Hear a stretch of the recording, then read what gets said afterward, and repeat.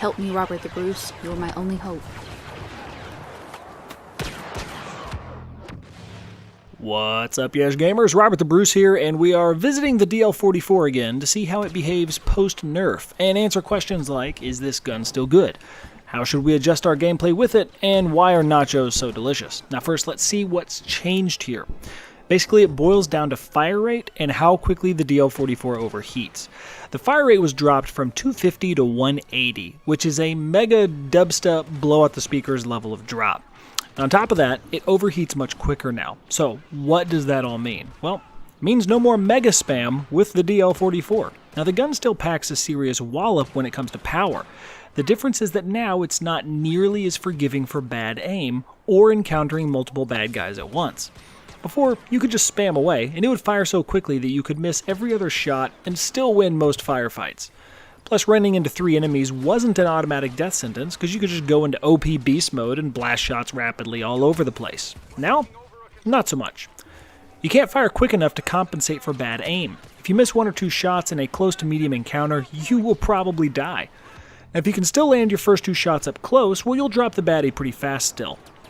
It's just definitely raised the bar, though, for how you shoot this gun. Plus, like I said before, running into 2 or 3 guys is very tough to win now, because the gun won't let you shoot fast enough to take them all down.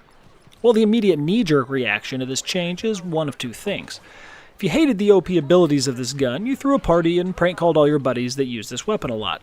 Now, if you were a player that only ever used the DL44 because it was so awesome, now you're like someone waking up from the Matrix thinking, oh, there's a whole nother world out here, as you try and go find a new gun to use.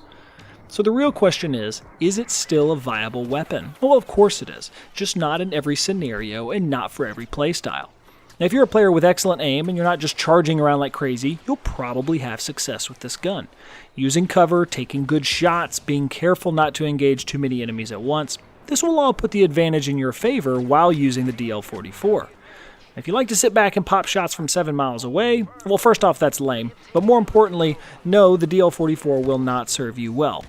And if you're a player that tries to be first into the fray, rocking the DH-17 or DLT-19, taking down multiple bad guys at once, you probably also won't like the DL44 as much as one of those aforementioned weapons. It's no longer a gun that can pop off shots fast enough to be the best in that situation.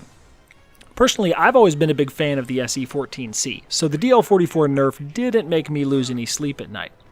Now, if you want to continue using Han's weapon, I'd advise you to put some thought into your star card setup. I found myself having better success with the Scout perk because I kept off enemy radar more, which kept me out of encountering multiple baddies at once. You may also want to think about what your strategy will be for mid to long range encounters. Jetpack away to another battle, carry the pulse cannon. There are several options, just put some thought into it so that you're covered in each situation. I'm curious if most people are happy or sad about this weapon being brought back down to earth, so hit me up in the comments with your thoughts. As always, thanks so much for watching, and I'll see you on the battlefield.